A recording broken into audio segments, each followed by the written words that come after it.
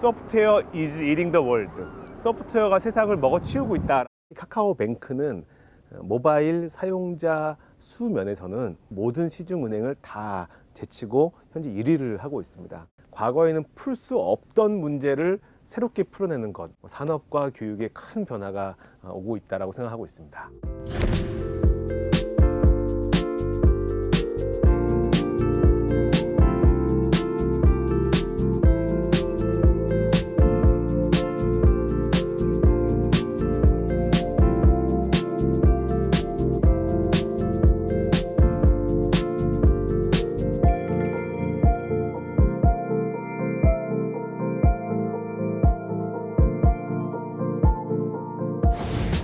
저는 누드 교과서와 온라인 교육 이투스 사이트를 통해서 많은 수험생들과 부모님들께 사랑을 받았던 이투스의 창업자, 그리고 현재 글로벌 외국어 학습 서비스 비네이티브의 창업자, 그리고 서울과학종합대학원의 디지털 전략기획 MBA, 그리고 크립토 MBA, 그리고 우리 환경재단 4차 산업혁명 리더십 과정 주임 교수, 코리아 스타트업 포럼의 교육이사를 맡고 있는 김문수라고 합니다.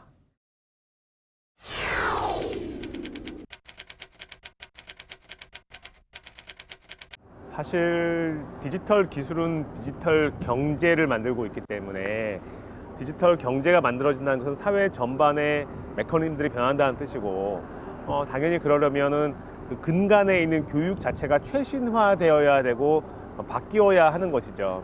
예를 들어서 서울대학교에 설치되어 있는 자유전공학부 같은 경우도 이러한 시대적인 니즈를 반영하고 있는 게 아닌가 싶습니다.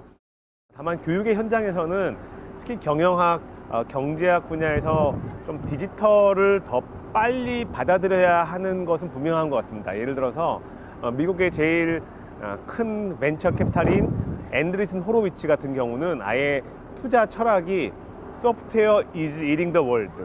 소프트웨어가 세상을 먹어치우고 있다라는 철학을 하에서 암호화폐 펀드도 만들고 많은 분야에 투자를 하고 있는데, 우리 한국의 교육은 그냥 경영경제학과를 취업이 잘 돼서 간다라던가 이런 것들은 좀 아쉬운 면이 있고요.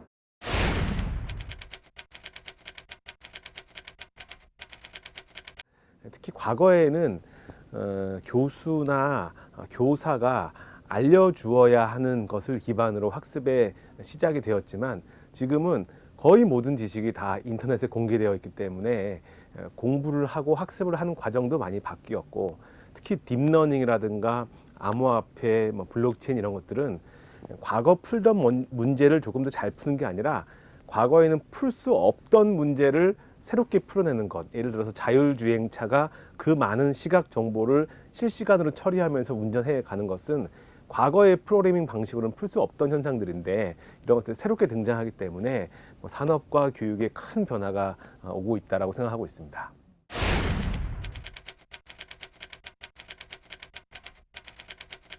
지금은 금융산업과 기술산업의 경계가 거의 의미가 없어지고 있죠. 예전에는 은행 자본과 산업 자본은 절대 함께 할 수 없다는 것이 아주 철칙이었는데, 이것이 IT 기술 기업에 대해서는 많이 변하고 있습니다. 말씀하신 것처럼 카카오뱅크, 카카오페이, 또 네이버 페이, 네이버 파이낸셜 등등의 새로운 기술 기업들이 금융 사업에 진출하고 있고, 특히 카카오뱅크는 모바일 사용자 수 면에서는 KB은행을 포함하여 모든 시중은행을 다 제치고 현재 1위를 하고 있습니다.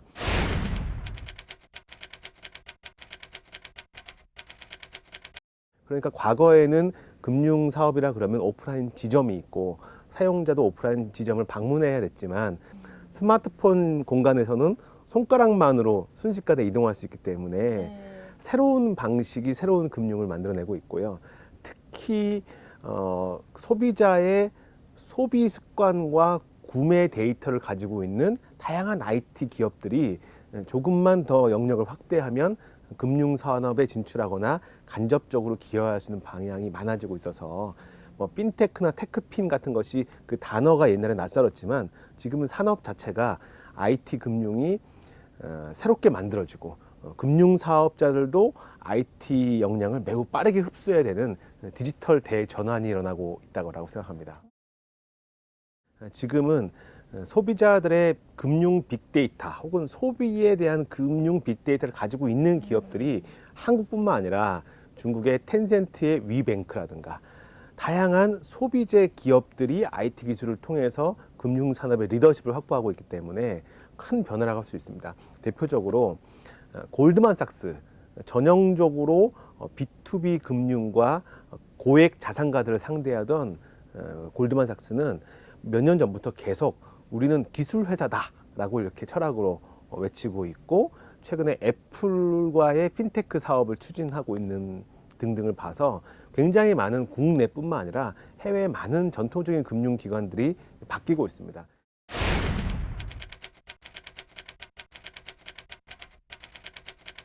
이미 오래된 미국의 설문조사에 의하면 신세대들이 말하기를 우리는 뱅크를 원하는 것이 아니라 뱅킹을 원한다.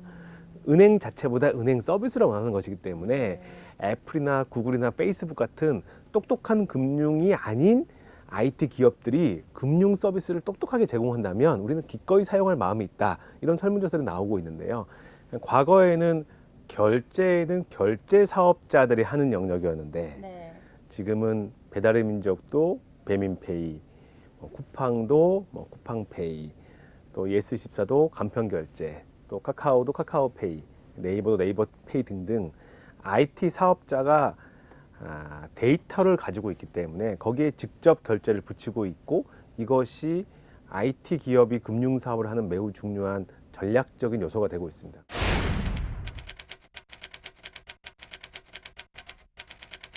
특히 말씀하신 것처럼 네이버 쇼핑의 급격한 성장은 굉장히 중요한 사례인데요. 네이버는 네이버 검색과 네이버 페이를 가지고 있기 때문에 사용자들이 사고 싶은 옷을 검색해 보는 것만으로도 거기에서 그 옷을 판매할 수 있는 기회를 가지게 되고, 또 그것을 네이버가 직접 구축하기보다는 많은 판매 사업자들에게 개방해 버림으로써 아주 손쉽게 거의 전자상거래 1위 기업에 가까운 정도의 실적으로 성장하고 있거든요. 그리고 네이버 말고도 최근에 무신사라든가 혹은 스타일쉐어라든가 이미 우리가 유명한 스타일란드라든가 다양한 신 스타트업 기업들이 소비자에게 집중하고 SNS를 적극 활용하고 금융 빅데이터를 소매 빅데이터를 통해서 만들어내는 지혜를 알면서 이 소매 사업자 혹은 유통 사업자들이 디지털 전환을 빨리 한 기업들은 금융 사업의 기회도 얻게 되고, 또 반대의 경우에는 굉장히 새로운 어려운 경쟁을 하게 되는 상황이 펼쳐지고 있는 것 같습니다.